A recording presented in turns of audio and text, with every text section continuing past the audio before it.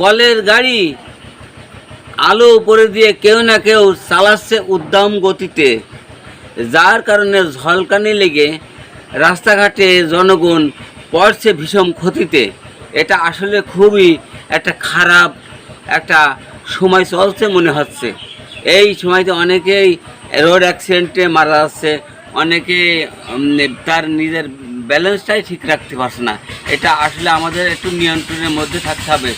এটা প্রশাসনিকভাবেও আমাদের এই সমস্ত অশান্তিটাকে দূর করার চেষ্টা করতে হবে, তাহলে সবাই থাকবে ভালো। যেহেতু সবাই যদি রাস্তাঘাটে সুন্দরভাবে চলাফেরা করতে পারে তাহলে অ্যাক্সিডেন্টটা হয় না।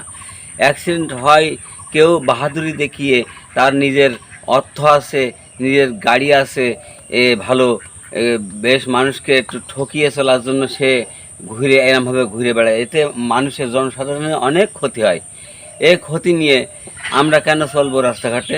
তার অর্থ আছে, সে অর্থে তার অর্থ নিয়ে সে খাক, কিন্তু আরেকজনের এই অর্থর দেমাগ দেখিয়ে রাস্তাঘাটে গোয়ারের মতন গোয়ারের মতন বা এই মোটর সাইকেল চালিয়ে বা অন্যান্য গাড়ি চালিয়ে মানুষকে ক্ষতি করার কোনো প্রয়োজন নাই।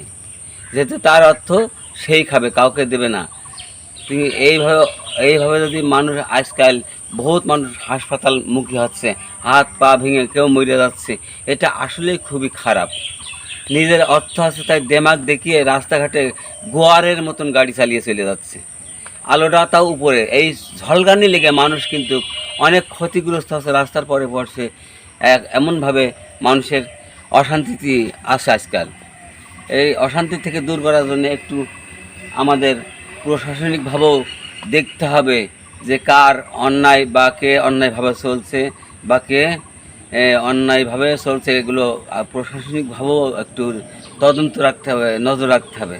কার অন্যায় সেটাকে তার পানিশমেন্ট দিতে হবে, তাহলে এই পানিশমেন্ট পেলে সবাই কিন্তু ভদ্র হয়ে যাবে।